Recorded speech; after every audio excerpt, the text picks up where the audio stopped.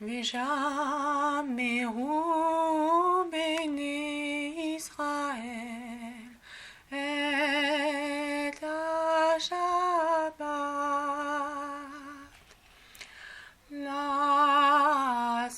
לעשות את השבת לילות הברית עולם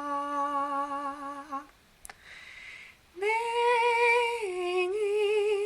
ובין בני ישראל אותי לעולם כי ששת ימים עשה אדוני את השמיים ואת הארץ וביום השביעי שבת באי נפש.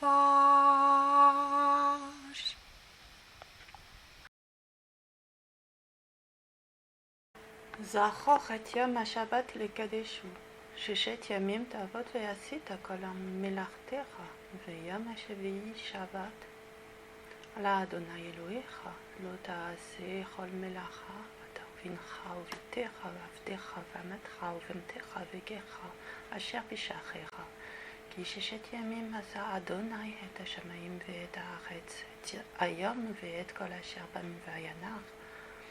ביום השביעי על כן ברך אדוני את יום השבת ויקדשהו.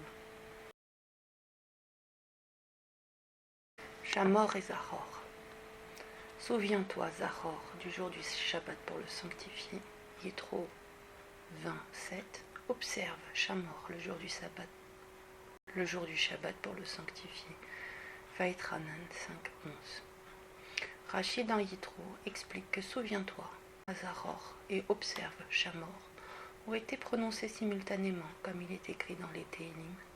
Dieu a parlé une seule fois, mais j'en ai entendu deux paroles. Téhinim 62, 12. Il précise par ailleurs dans Vaïtranan au nom de la Merilta.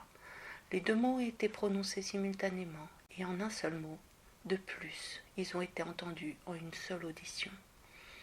Cet enseignement rappelle celui de la Gemara, Shavuot 20b. Il les a dit en une seule parole, Chamor Vezachor les Bedibur Echad, qu'aucune bouche humaine ne peut prononcer, aucune oreille humaine peut entendre. La Merilta déduit du double commandement de songer à temps au Shabbat, Zachor, et de le préserver de toute transgression, Chamor. Le Chamor et Zachor sont symbolisés par l'allumage de deux bougies de Shabbat. La Gemara, Shabbat 33b, raconte qu'après être sortis de la grotte où ils séjournèrent durant 13 ans, Rabbi Shimon bar Yochai et son fils Rabbi Eliezer rencontrèrent des personnes occupées à des activités matérielles. C'était un vendredi après-midi et ils virent un homme qui courait en tenant deux bouquets de fleurs de myrte. « Où allez-vous avec ces fleurs » lui demandèrent-ils. « Elles sont en l'honneur de Shabbat » répondit l'homme. « Mais pourquoi en avez-vous deux bouquets » L'un est pour Zachor et l'autre pour Chamor, expliqua l'homme, faisant référence aux deux aspects du respect de Shabbat, mentionnés dans les 10 commandements. À ce moment-là, Rabbi Shimon se tourna vers son fils et lui dit « À présent, je vois le pouvoir d'un juif et de ses mitzvot. » Le Zohar revient régulièrement sur les dimensions mâle et femelle, le donneur et le receveur, et du fait qu'ils ne forment ensemble qu'un tout sur le plan du divin. Ainsi Zachor, dans le Zohar, désigne-t-il le mâle. Donc se souvenir désigne-t-il le mâle. À noter que le mot Zachor dérive du mot Zahar, qui est mâle, tandis que Chamor, garder, désigne la femelle. Voir Zohar 1.48b. De plus, il semble que les deux aspects de l'observance de Shabbat, Zachor et Chamor, correspondent à chacun des deux aspects de la rédemption qu'apporte le Shabbat. Dans le verset Zachor et Yom HaShabbat lekadeshu, souviens-toi du jour du Shabbat pour le sanctifier, la Torah nous enseigne le commandement positif de se souvenir du Shabbat et de le sanctifier. Ce précepte est lié à la rédemption de l'âme. En ressentant la sainteté de Shabbat, l'âme s'élève, se libère de son Yetzer Hara et devient une nouvelle création. A l'inverse, Shamor et Yom HaShabbat le Kadeshu, garde le jour du Shabbat pour le sanctifier, désigne la mitzvah de s'abstenir de tout travail interdit le Shabbat, ce qui représente la rédemption du corps. Lorsque les Bnei Israël quittèrent l'Égypte, la rédemption toucha à la fois leur corps et leur âme. En Égypte, ils s'étaient enlisés dans l'impureté de l'idolâtrie, mais la sortie d'Égypte les éleva au statut du peuple élu et saint de Dieu.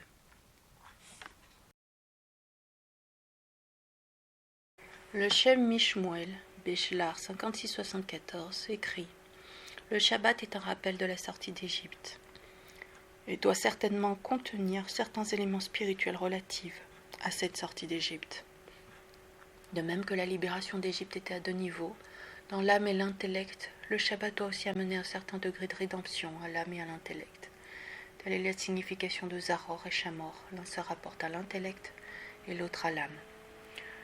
Donc sur la slide d'avant, on était sur Zahor, qui est sur la rédemption de l'âme, et Shamor qui était sur la rédemption du corps, et là on parle d'intellect et d'âme.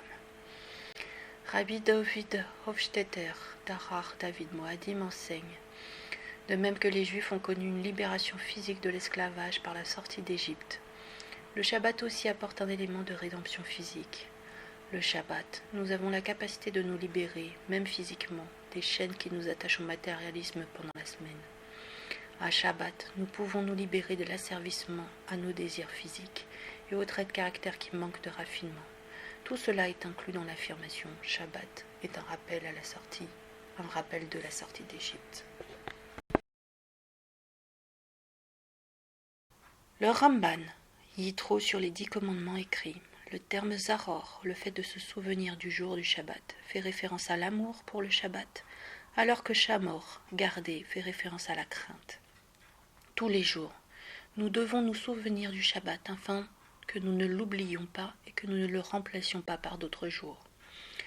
Un jour, un avraire important et honorable vint trouver le saint Rav Rabbi Meir Abouratsera pour lui poser la question suivante.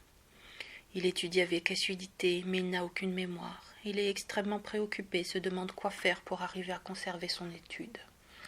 Le tzaddik lui répondit « Ne sais-tu pas, mon fils, que Shamor et Zahor ont été dits en une seule parole, et qu'il est impossible de faire en eux une séparation ? Garder sa bouche et garder ses yeux convenablement sont une garantie pour la mémoire. Si tu observes le Shamor garder convenablement, tu verras aussi certainement que le Zahor, ce souvenir, arrivera à sa suite. » Amen.